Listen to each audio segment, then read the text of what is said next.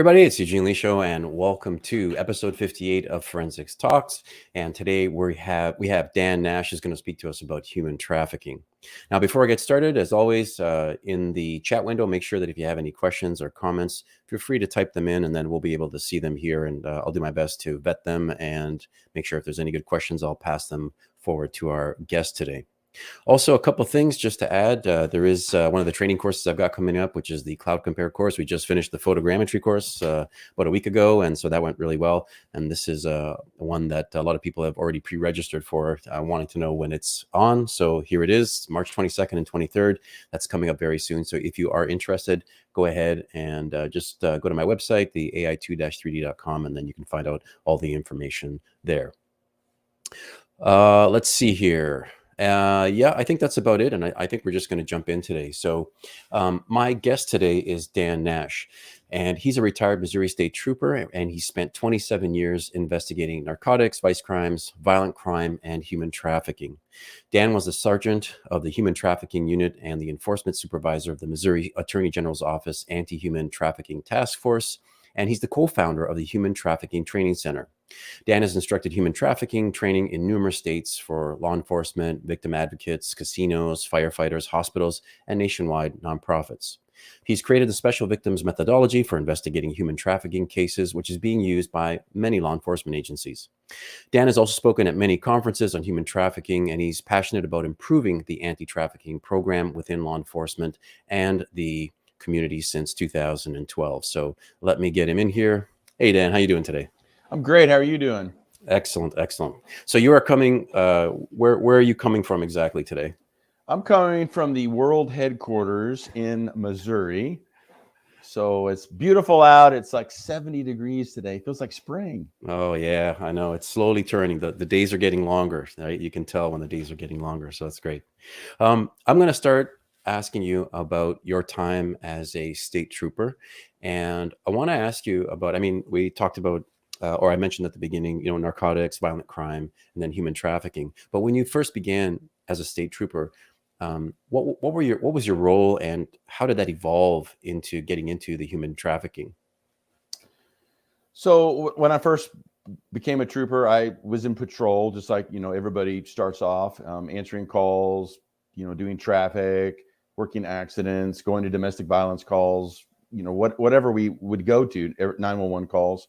And then eventually I got involved and became a detective in the narcotics and vice unit. And part of what we did in that unit was deal with vice related type crimes. So prostitution related crimes and things of that nature.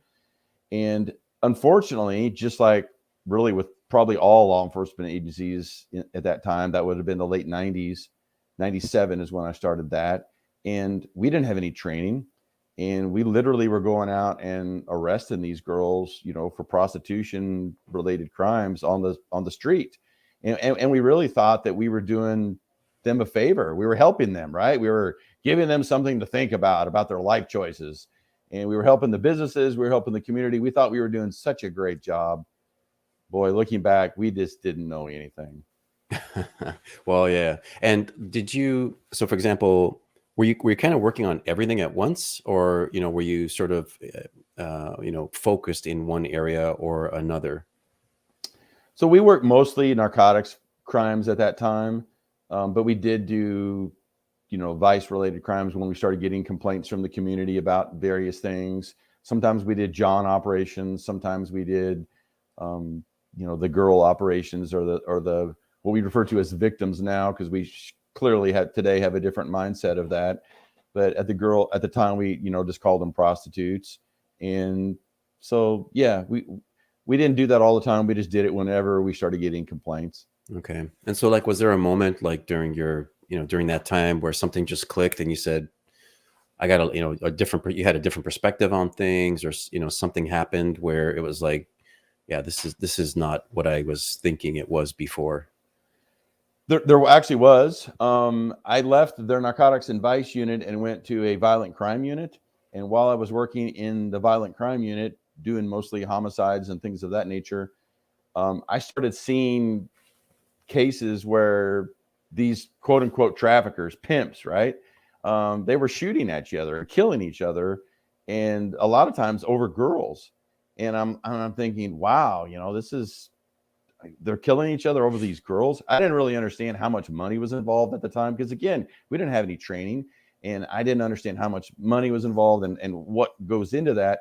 And there was one particular time when we were working this case, and I went to talk to this girl in a parking lot, and she had this person with her who I thought was probably her.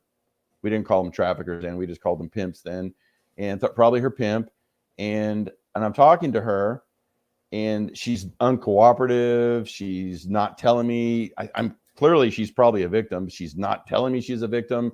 I'm using all of my, interview and interrogation techniques, so to speak. None of it's working. It's completely a failure. And ultimately, I get frustrated. She's getting frustrated. She's cursing at me, and she ends up I just release her, and I say, fine, whatever, go on your merry little way. And a couple months later, I get a call from local law enforcement, and they're like, hey, do you know this girl? And I'm like, yeah, I just talked to her a couple months ago and whatever. And they're like, well, we found her today. She was dead in a bathtub in one of these rent by the week hotels, and no sign of foul play. She clearly cut both her own wrist. She was a cutter. She had all kinds of other cuts up and down her wrist from trauma. And there was, on the lip of the bathtub, there was a little photo of a little boy, like probably around 2 or a year, or something like that, small little boy.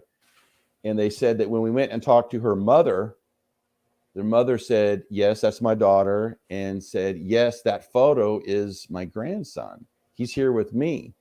And then she started relating to them the story of her daughter was molested from the time she was 7 to 9 by a family member. Mm-hmm. She never disclosed, so the parents didn't know.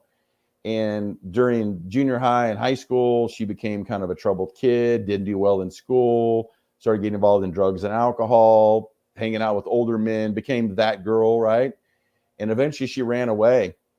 And the mother said, I didn't see her for 2 years until she got a call from the hospital that she'd had this child, this little boy, and the little boy tested positive for drugs.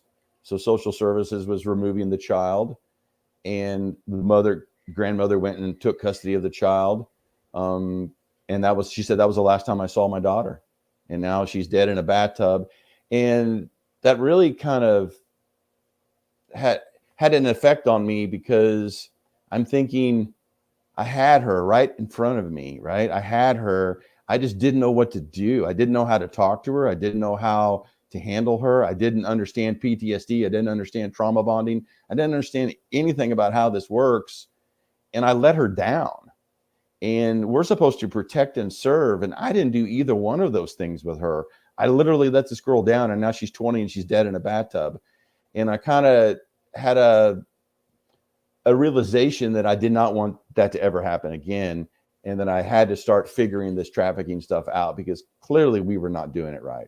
Okay. It was interesting. So when you first met this young woman, did you have a sense that something was wrong, like right from the beginning? Like you're like, there's something not right here? Because I've seen other people say a similar thing. Like they don't know what it is, but they know something is just not right.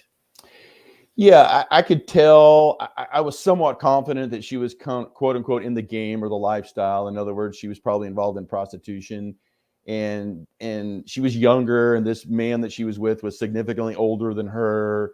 He was a career criminal.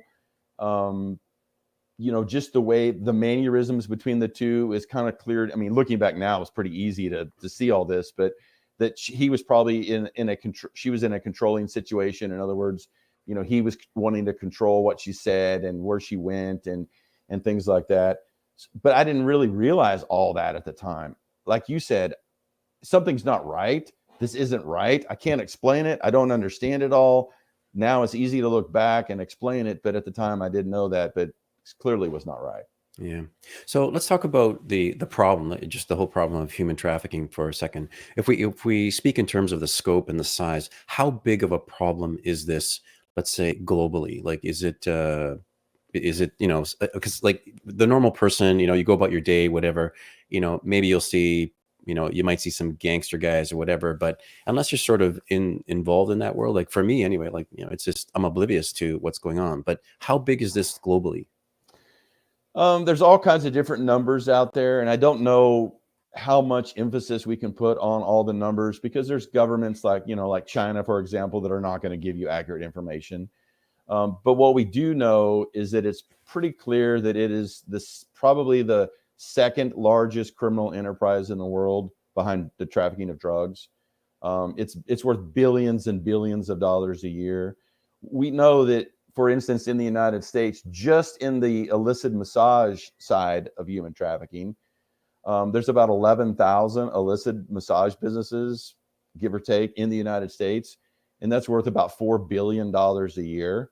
I don't know the numbers in Canada, but it's clearly a lot. I mean, every time I've been in the greater GTA area, there's illicit massage businesses all over the place, and we drive by them every day.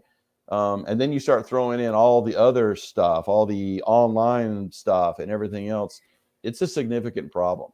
Yeah. Are there, you mentioned China before, but are there certain countries that are known to be, just where human trafficking is runs rampant?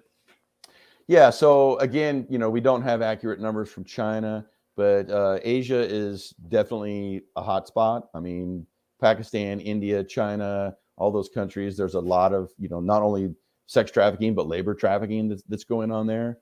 And like I said, just in the United States, 11,000 illicit massage businesses.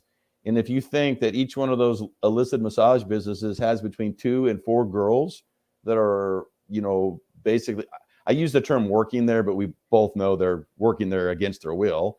2 to 4 girls at every one of those 11,000 places in the United States, just right there is, 40,000, possibly 40,000 trafficking victims. Yeah. Well, let's talk about how, or let me ask you, we talked before just briefly about the movie Taken and stuff like that. And oftentimes people imagine, a young woman is abducted and then she's, forced into, prostitution or something like that. But that's not always the case, right? So what are some of the common scenarios that you've seen, here in North America? So the movie Taken we just very seldom ever seen that's just not what we see in a human trafficking situation. And if you think about it, it's common sense, because if I'm a trafficker and I kidnap somebody off the street, this person is kicking and fighting and scratching and trying to get away from me, and now I've got to control her to some degree and get her to go out and do what I want her to do to make money for me, right? And a victim in the United States is worth about $200,000 a year to a trafficker. So it's big money. If I have 5 girls working, that's $1 million. So it's big money. So what traffickers do is they quote unquote groom, and they look for vulnerabilities in people. Nowadays, that's mostly done online, and they look for people that are vulnerable. They look for people that are having, issues. They look for people that are in situations that they can exploit. And then they exploit those people, and they, groom them to where this victim thinks that they're going to something that is better than where they are, because maybe they're in a really bad situation. And then it turns out to not be better. In fact, most of the time it turns out to be significantly worse than where they were. So that's where most of the victims nowadays come from. They're runaways, they're kids in the foster care system, they're kids with vulnerabilities. And most people think that that's just like poor kids, but it could be rich kids too. I've seen rich kids that, they're being taken care of by a nanny, and mom and dad are never around. And consequently, they have those vulnerabilities. And then they get, groomed and recruited. And next thing you know, they're in a really bad situation. So it's not necessarily an economic thing. It's not necessarily a race thing or even a gender thing. It's strictly about those vulnerabilities. That's what we look for, and that's what the traffickers look for. So do the victims, like I read somewhere that sometimes the victims fool themselves into thinking that, they're in control, or for example, maybe they don't understand exactly that they're being trafficked. Have you seen that, or do they know? Like, do you find that, yeah, they know something's wrong? No, I think most of them do one or two things. Some of them just don't even know. They think maybe they're in love with this person, and this person is just asking them to do a few things until they can get ahead financially, and then they can get married. Only that never happens. Or you have people that, like you said, they just can't admit it to themselves. And I've had plenty of of victims tell me that if I was ever to admit that to myself, I don't know that I could have survived it. I would have, committed suicide or overdosed, which many of them do. And then there's some of them that just really don't know. I've had them literally tell me, I did not understand that I was being trafficked because I thought trafficked was like the movie Taken. And I'm thinking, I'm not chained to a bed and a radiator. I'm not chained in the basement. So I can't be being trafficked. Now, my trafficker is beating me. My trafficker is forcing me to do this, but that's not what I see on TV. So that I'm not a trafficking victim.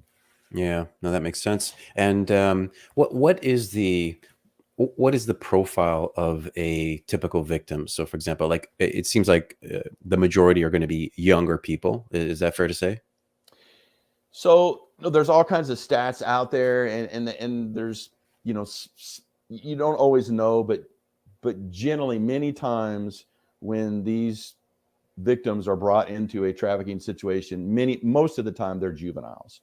So they're anywhere in that 13, 14, 15, 16, 17-year-old range when they're first brought in. Now sometimes adults are brought in, but generally it's in that juvenile range is when it starts for them, and then it just continues on. Okay.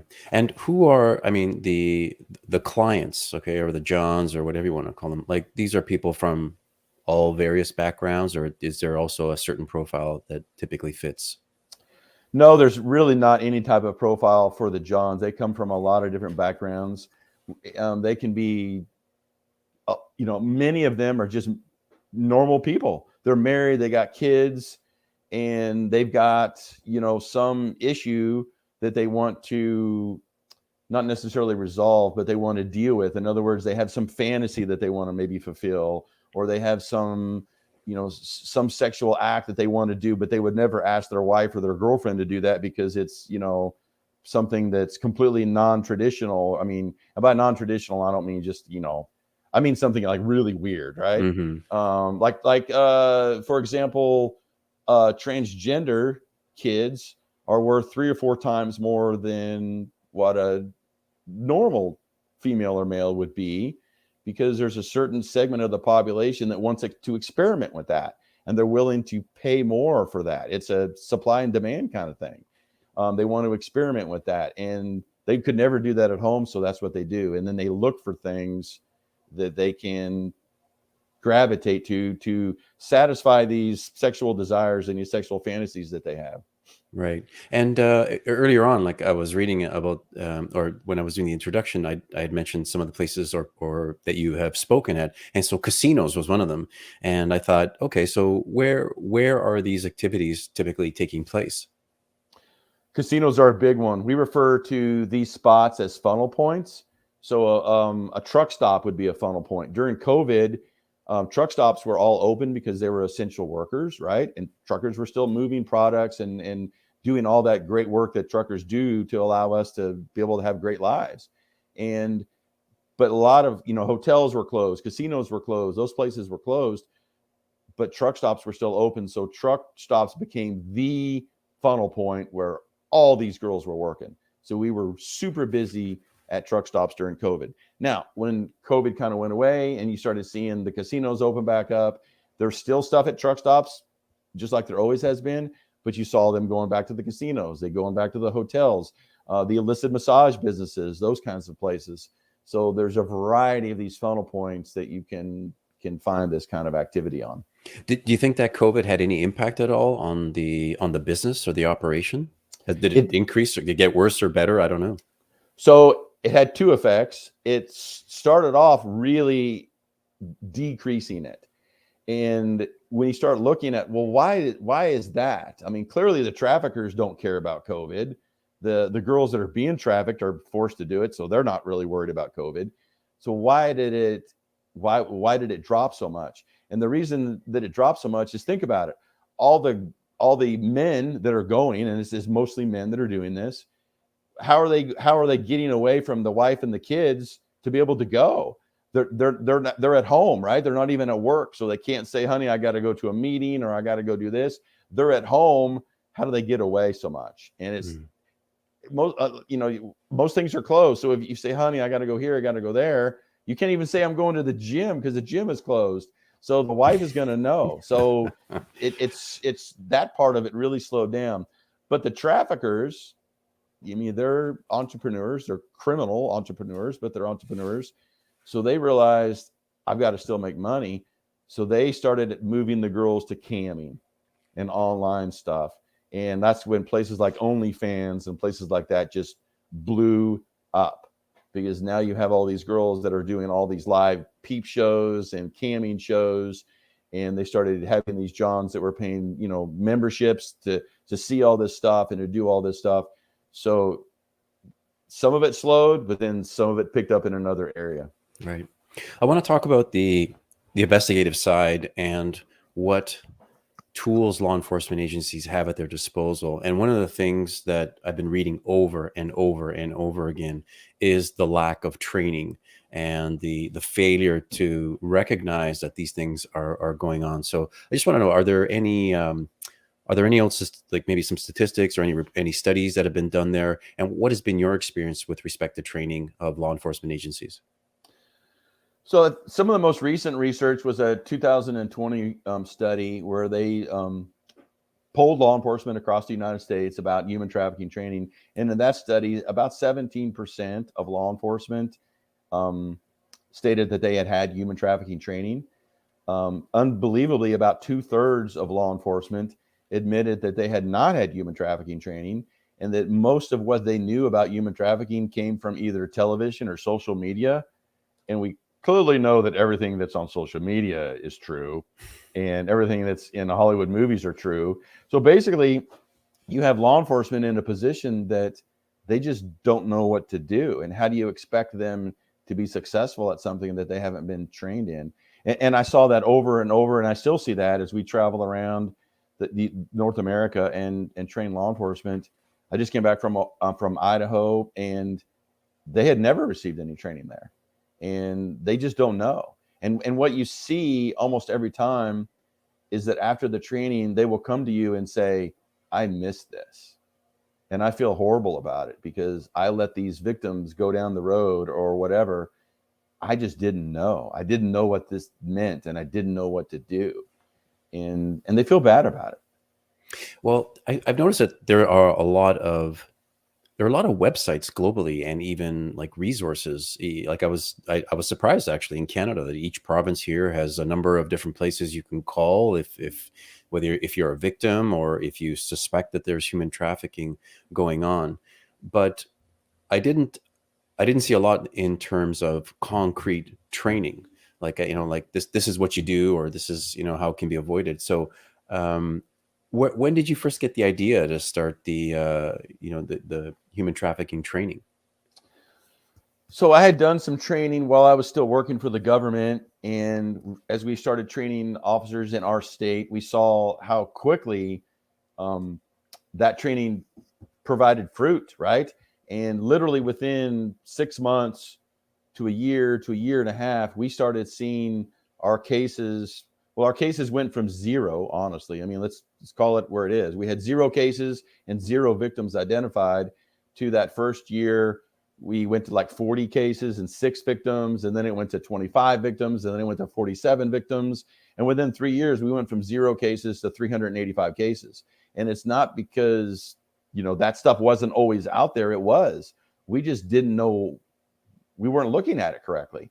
I like to use the analogy that it's like it was happening in the dark, and we just only got the flashlight so that we could shine it in the dark once we got trained, and then we could see it. I see. So were you just treating it like prostitution before? Is that what it was? Like, yeah, we were just like, that's just us, just some prostitute, and whatever, and we just weren't really dealing with it that much, and we just didn't, and we didn't really know what to do about it. I mean, these girls, unfortunately, are not going to just come to the police and say, hey, I'm a trafficking victim, would you please help me? That's not how it works. So we didn't know how to talk to them. We didn't know how to interview them. We didn't know the indicators to look for. I mean, we just didn't know those things. Yeah. And like at many law enforcement agencies, are the investigators, are they, like how much training do they really get? Like, so for example, there's a whole vice unit that's dedicated on something, or something like that. But is it just somebody within sex crimes that gets an hour of training kind of thing?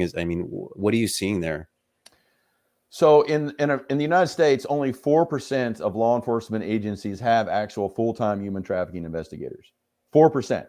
So most agencies do not even have that at all. So there is nobody that's to call necessarily to say, hey, I need a detective to help me on a human trafficking case. Most agencies don't have that.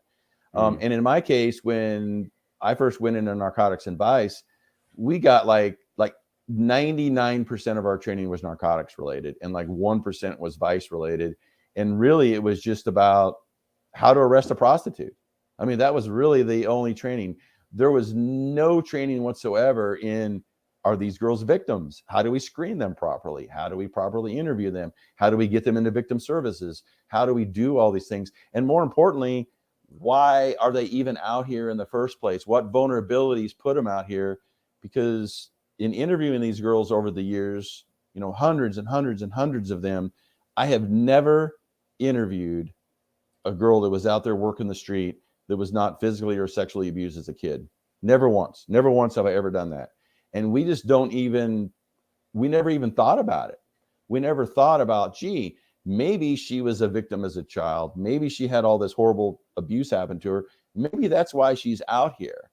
And I like to, again, you keep using all these analogies, but the analogy is, can somebody point to a woman somewhere that says, when I grow up, when I become an adult, if I can just be a prostitute, if I can just go out there and be a prostitute and have sex with strangers and get STDs and get involved in drugs and alcohol and maybe get picked up by a trafficker and get beat up and hurt and have all these horrible things. If I could just have that happen to me, I'll really have life licked, right? Yeah. Who says that? I mean, common sense wise, we should be able to figure that and the research is clear. These girls don't want to be out there. Yeah, that's I think that's clear. In terms of the legislation, I believe in 2000 there was the Trafficking Victims Protection Act that was released, and since then I've seen maybe like a few other little things. But is the proper legislation in place, in your opinion, that allows law enforcement to do what they need or to prosecute properly? So it really depends. I mean, the federal government has certain, like you just talked about, certain legislation that they have out there. And then each state, just like in Canada, each province probably has different laws, concerning human trafficking and things like that. So some states in the United States are really, really phenomenal about having a lot of really good laws, a lot of really good tools to help the police. Some states don't. But there are states that also, like I know one particular state that they've passed a bunch of really good legislation and they have really good laws on human trafficking. But last year they had 0 trafficking cases in their whole state. And you go, well, how can that possibly be? Is there just no human trafficking there? And it's just like drugs. If you have people, you have trafficking. Just like if you have people that use drugs. That's just part of it. But when you look at why that state isn't doing anything, it's because their police officers aren't trained. So you created these really, really good laws, but then you didn't train the police on how to investigate and use these laws. So then they don't do it because they don't know how to do it. And it's kind of like having really good, rigid driving while intoxicated laws, but then you don't teach the police how to go find an intoxicated driver. Yeah. Have you had any experience with, for example, international cases? Like, you got people that are, maybe, I don't know, bringing women over like internationally, or, maybe between Canada and the US, or maybe, Asia or whatever. But how about working, outside of just your state or the country? So I have had some experience with like Chinese organized crime type cases with the illicit massage businesses with girls that come from, mostly China, honestly. I have had a couple of situations where we had, things going back and forth across the Canadian border. Those create an extra level of complexion, obviously, right? You would think that it would be as easy as, hey, OPP, what's going on? I got a case, right? Doesn't work that way. You got different governments, you got different people that you have to flow through properly, different liaisons everything has to work properly. In my case, I think it took me probably 2 weeks before I could actually finally get to the right person in Canada. And that actual person, that actual detective that was doing work, and me, the actual detective on my end that was doing work, we actually got together, but it took like 2 weeks. I see. Okay. In terms of spotting and identifying, whether the victims, let's say, a lot of the frontline officers are going to be the ones that are, doing their patrol, or they run into these things regularly. So what are some of the things that you teach them to recognize? Like, what are some of the low-hanging fruit that you can say, hey, look, if you see this or this, like, you better start thinking about, your next move, kind of thing? So probably the easiest thing for most people to see is, again, just something that doesn't look right. So like after 9/11, we started teaching people, if you see something, say something. And in the human trafficking world, what does that look like? And that looks like when somebody is just not in control of what's going on around them. In other words, somebody else is maybe holding them by the arm and kind of lightly guiding them. They won't look at you in the eye. Someone else is speaking for them. Maybe somebody else is holding their identification. Someone else is holding all the money. Little things like that are usually a really good indicator. And then something as simple as certain tattoos. The victims will have certain tattoos. The traffickers will have certain tattoos. You can see a specific type of tattoo, and it's kind of a no-brainer to go, okay, I need to call somebody about that, right?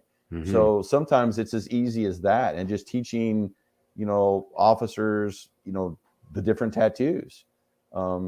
Those are a real telltale sign. I mean, you would not think this, but so one of the common tattoos that we see all the time in gang members that are trafficking girls is they'll have this crown on the girl, and they put their street name under the crown, right? So whatever their street name is, Big Eugene is your street name, right? So underneath the crown is Big Eugene, and that's them marking their property. That's them saying, this is my property, and telling the other pimps to stay away from her. She's worth 200 grand a year to me. That's my property, right? I'm going to control her. I'm going to keep her. And it also gives her that idea, because they're constantly holding them down, right? That you belong to me. Mm-hmm. Until I let you go, you belong to me. So that's an easy sign to see. I saw once there was a victim that had like a dollar sign tattooed on her inner groin. I saw that one too. Exactly. Yeah, there's a lot of dollar signs. They'll mix a lot of dollar signs in there. The gang members a lot of times will put tattoos on themselves. And I see like the dollar sign mixed in with like the letters MOB, which means money over bitches. And so they'll have like, MOB with dollar signs around it and stuff like that. That's a pretty common tattoo to see in the trafficking world. Yeah. So what is your perspective on this thing, like over time? I mean, you've been doing this for a while, and you've been sort of noticing it for, some time now. So has this gotten better because of the laws and because of some of the training, or is it stayed the same? Has human trafficking grown? Is it getting worse? Like, what's your opinion on sort of the state of human trafficking? I think we are in a law enforcement perspective. I think we are in an early stage, and by that I mean, in probably the two easiest ways to relate it is for people that are older. If you can remember a time when law enforcement handled domestic violence significantly differently than how we handle it now. There was a time that we would show up and the husband's punched his wife in the face, and law enforcement would be like, so what'd you do to make him mad? You know what I mean? And if you don't like it, leave. And we completely did not handle those things correctly. Prior to Columbine, we handled active shooters completely differently, right? We sent a SWAT team there. We surrounded the place. We, negotiated. We did all that stuff. And we realized we can't do that. If there's an active shooter there, we got to muster up and we got to go in and we got to stop that threat, and we got to do that immediately. I think that's where we are in human trafficking. I think we're in that early stage. to where we're realizing what we're doing has not worked for 100 years. It's time to change that. We've got to get our law enforcement officers trained, and we've got to be victim centered, and we got to realize that they're victims, and we got to have services for these victims. We got to get them out of this lifestyle. We got to help them, and we got to do all those things. And when we do all those things, we end up arresting the traffickers more often. We end up making the community safer. We end up helping these victims. And if we do a really good job with prevention, like in schools and things like that, we can head off future possible trafficking victims, because we can look for all those kids that are vulnerable and have these vulnerabilities, and we can maybe try to head those off, before they get there. So I really think we're kind of in this early stage, and I'm hoping 10 years from now, 20 years from now, we're going to look back and go, wow, we made so much progress, and trafficking is so much different now because we were really able to stop so much of it. And we can, talk about the early stages when it was so much more complicated and we had no idea what we were doing. Yeah. When you said about the, today's like kids and stuff, and I was just thinking about how kids today are online so much. I was just thinking about the online aspect of this whole thing. Like, are some kids being solicited online for these kinds of things? Yes, everything happens online nowadays. So in the old days, you go to a casino and there's some girl like walking the casino floor, right? And everybody could tell, okay, she's probably a working girl, right? Or a truck stop. Those days are kind of over. Now everything is online. The online escort ads, everything is online. The kids are being groomed online. The kids are being recruited online. And then they move them. And then once they get them, the ads are all online. What I'll do is I'll go back. I did mention a few things while you were out, but I think I may have talked about some of the, or I may have asked you about, how things have progressed over time, and kind of things. Or we did talk about online. I think we were talking about like some of the kids that were like online. That was a thing. And maybe what I'll do is let me put up, do you mind if I put up a couple of questions or so? Sure. Yeah, that'd be great. All right. This is one from Mari. Mari's she's in Florida. And she asked about apps and different, maybe different platforms that some of these kids are being solicited from. Are there any in particular that you know of, or just any and all are fair game? There's tons of apps that they use. Honestly, Facebook is still king. I know everybody thinks, oh, Facebook's not, kids aren't on Facebook anymore, but around 65% of trafficking victims were solicited on Facebook. So the first place that I always tell people to go as a patrol officer or a detective or whatever is go look on their Facebook Messenger. You can go to Snapchat and all those other places. And of course, Instagram, they'll push you from Instagram to OnlyFans, and there's Kick, and there's TikTok, and there's all these other places, but Facebook is still king. Okay. Another question from Brian Robertson. He's asking about, how did your agency receive cases, and did you seek out cases proactively? If so, how? So the answer to that is both.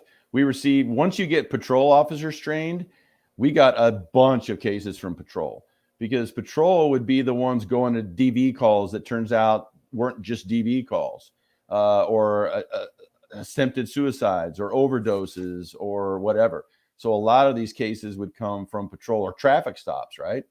But then we picked up cases from the National Human Trafficking Hotline. We picked up cases from truck stops once we went around and talked to them. We picked up cases from casinos. We picked up cases from probation and parole, from hospitals. Hospitals are a great funnel point. About 88% of all trafficking victims roll through the medical system while they're being trafficked. And here's the scary stat: only 4% are identified. Wow. In terms of your training courses, I wanted to ask you about Allison Phillips, because she's come up before quite a bit. So is she like one of your main partners on this? She is. She's the co-founder with me, and she worked at the Attorney General's office, and that's how we got to know each other.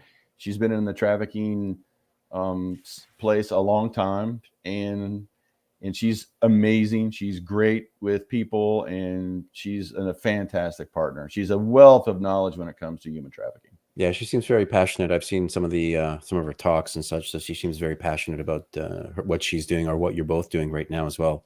So, what can you tell me, Dan, about your training? Like, what is it that you offer a law enforcement agency? Like, how long is it? What kinds of things do you cover? What can you tell me about the training that you have?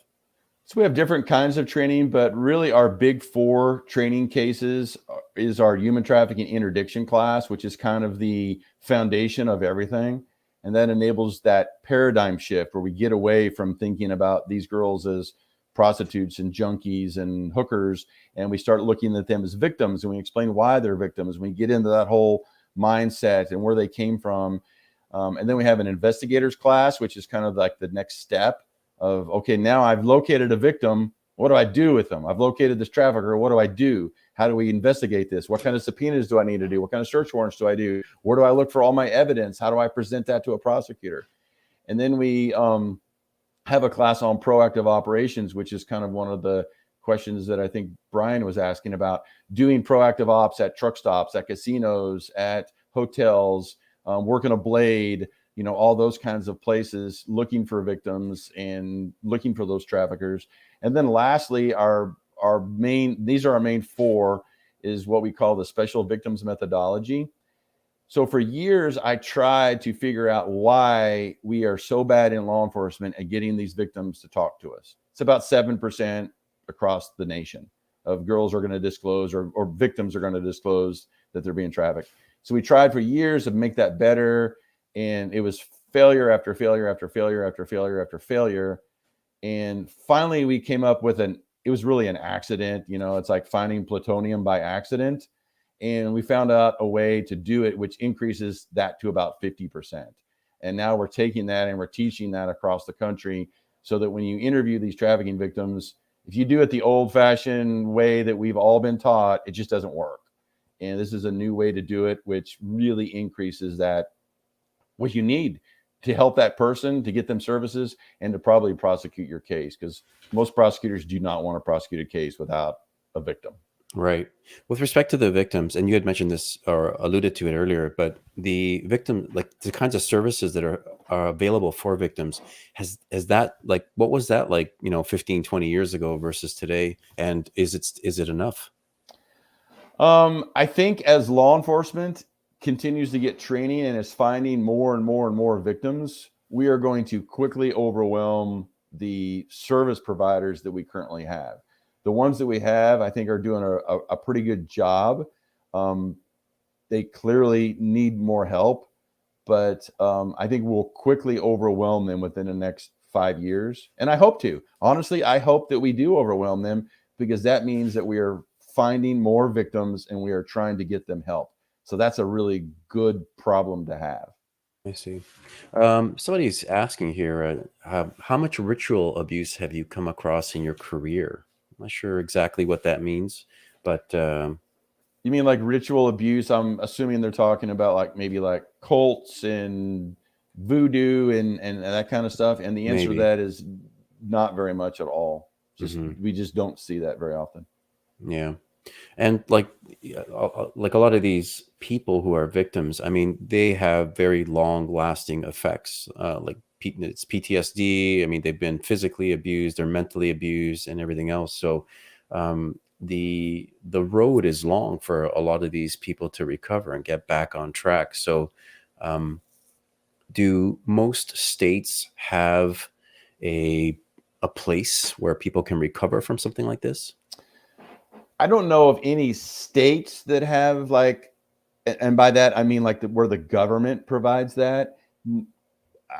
All the victim services that I know are generally privately funded, I see. faith-based, a lot of faith-based groups and other stuff. And there are places. We have one in Missouri that's a great one. And they these girls can stay there up to 2 years. I mean, all the way from where they first are located, and with and they have different levels on this. It's like a farm outside of town, and they have different houses, and they provide them with, they'll send them to rehab, they'll send them to counseling, they'll get them all the services that they need. They'll help them with, education and building a resume and learning how to get their driver's license back, and all that stuff that they need so they can become a productive person in society. And it's awesome when you see it work. It's awesome when you have, I had one girl that I found who was not very friendly to me, honestly. And she was at a hotel, and it's a longer story I won't go into here, but 5 years later, and I'll hear from her a couple times a year, usually in a text message, and she's got a boyfriend. She lives in an apartment. She's clean and sober. She went to cosmetology school. She cuts hair. And that's what it's about. I mean, being the police is not just about arresting everybody. It's about doing these other things too. And when you can help someone like that and get them out of a place where they're being trafficked, and here they are 5 years later, and she's got a boyfriend, an apartment, and a job, and everything is good, I mean, what do we do that's better than that? Yeah, giving people a life back, right? I mean, that's really what it's about. Yeah. What do you see in the future with respect to different types of tools, or just what would you like to see in the future for things that can help reduce human trafficking? So, technology plays a part. You're a tech guy, you're into all that. So there's things like chatbots. I don't know if you're familiar with how law enforcement is utilizing like AI and chatbots into reducing the demand. That's a big thing. Going after traffickers, going after Johns, doing it in a smarter way so that you don't have to have 10 detectives sitting there online. You actually have AI that's doing it. And once you get to a certain point, then that information rolls to a detective. I mean, that's I think that's stuff like that is really going to be a wave in the future that we can, have a bigger impact. Yeah. So Dan, if somebody wants to get a hold of you, I just want to just so know, is the best place to just get to your website, or how can they reach you? Yeah, you can email me, which my email is easy. It's just dan@humantraffickingtrainingcenter.com. You can also reach out to us on the website. You can find us on Facebook. You can find us on LinkedIn. We're all over the place, and you can call if you're interested in a training, or if you just have some questions and want some help with a case or whatever you need. Excellent. Hey, Dan, I just want to say thanks so much. Appreciate you being here and giving you, all the input and stuff like that. It was a great topic, actually. Something I haven't ever touched on, and it's great to see the work that you're doing. And yeah, I hope in the future I can have you back on. That'd be great. I'd love to do that. And thank you everybody for listening, and thank you for having me. Sorry about the technical difficulty in the middle. No worries at all. All good.